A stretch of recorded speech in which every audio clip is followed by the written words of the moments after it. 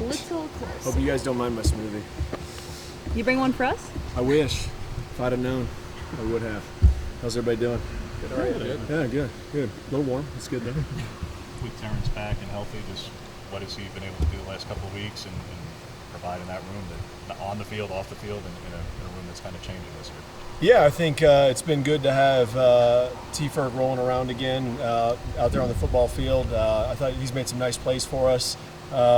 Obviously, he hasn't been in the same number of workouts and stuff that everybody else has, so getting back in the groove of things, he's picking up right where he left off, so it's exciting to see him back, and he's doing a really good job. Him and Pat both are doing a really good job of being senior leadership in that group and providing a lot of good direction and what it's like to play major college football for some of those new guys, but also how to take care of yourselves and how to prepare like a veteran. What did Casey bring to the table that you like to add him to the room, and just how has his progression gone? Yeah, so Casey is a super tough kid, physical player, smart football player. He's obviously played a lot of football, played in some big games and stuff like that. So he's a guy that comes in obviously with experience, so the learning curve for players like that is much smaller, right? The terminology may be a little bit different, right? But he's a guy that can integrate himself in there pretty quickly. He's, like I said, played a lot of good football. He's got a really good skill set, but he brings a lot of energy into that room.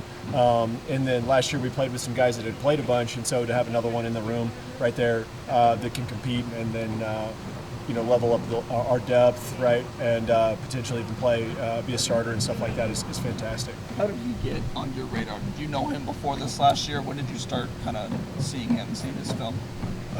So he was a guy that was out there, and then I knew that he was out there, but in this day and age in the portal, you got to do a lot of good research on players, and thankfully Wilson Love, our strength coach, had been there and knew him personally. And then I asked Taishim, I was like, tell me about this guy. And so both of those guys had great things to say, and everything that I was told is everything that this guy has been, and so he's been awesome. We're super glad to have him. Last year you rotated pretty frequently through about 4 guys. Yeah. Do you feel like you have the numbers this year to do the same? I think we have, we've got 3 guys that have played, so we'll see.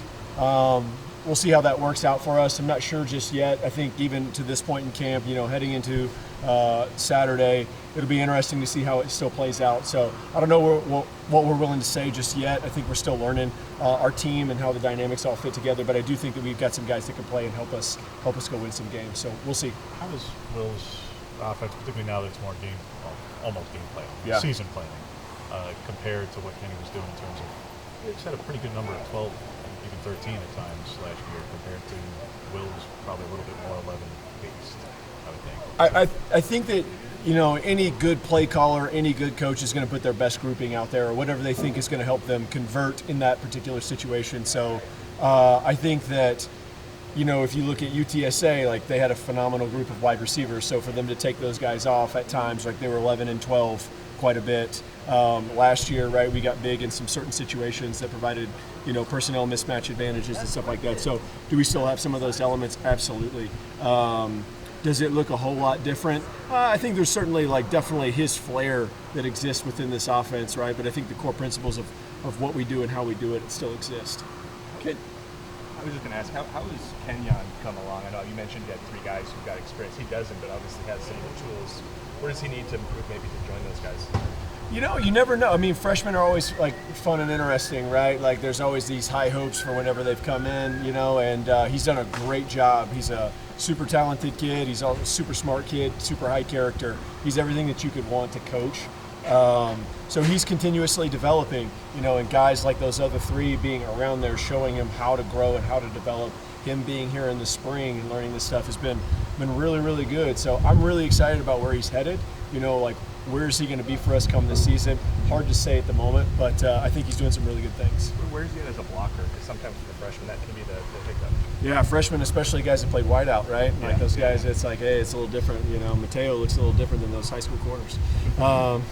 But he's done a good job. He's, when you recruit my position, one of the things is you got to find tough kids that aren't scared of contact. right? So whether they've played wide out, whether they've played tight end, whether they're a running back or quarterback, doesn't matter, right? Do they have it inside? Do they want contact? Because contact's coming at this position, whether you like it or not. And so he's done a great job. He's a tough kid. He's a physical kid. He's not afraid to get in there and mix it up with anybody that you put in front of him. Kenyon's high school tape was pretty impressive. Has he shown flashes either in spring or this fall that kind of, that he's doing that on this college stage, not just the high school level? Yeah, I think once those guys get comfortable and right, because like for anybody, right, like anybody that takes a new job, right, you're not moving as fast as you want to day one, right, learning how the system works and like today for our stuff, like where do I line up and what route is this? Okay, I don't just get to run past the guy because I'm so much faster than the guy. You know what I mean? Like that guy can run too. And so learning new techniques, and he's a very conscientious kid. So he wants to do exactly what you've told him to do and coach to do. And if he messes it up, he knows exactly what he messed up. He's like, Coach, I know I didn't do this. And it's like, but when he gets out there and plays freely, he's done some really, really good things for us. So we're really excited about his ceiling and where he's going. But really, really glad that he's in our room, and we'll see where he is down the road. How long Pat was out hurt before last year? All right, we saw him in the role that he had.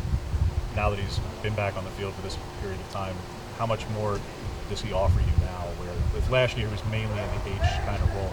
Yep. Is he doing more Y, more split Y kind of stuff than he was a year ago? I think that this is Pat's first full year that he's been healthy. So, when you look back at last year, it was kind of hard to say like what Pat was, right? Because he really hadn't had much development through college because he had been hurt.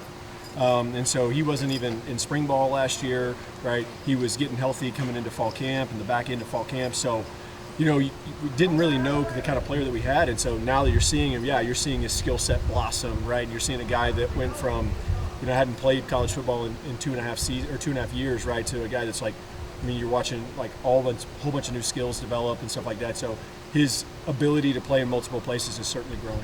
Building off of that, just in what ways have you seen Pat and T-Ford, a year of experience under their belt, how have you seen them kind of both of their games blossom, just being able to come into another fall camp? Like maybe what are some different things they're focusing on this fall camp now that they're in the system, they know it, and they're confident in it? I think fundamentally, right, that's the biggest thing, right? When you watch guys go from a year in the new offense, it's mainly can we get this right? Can we line up in the right places? Can we run the right routes? Can we block the right people?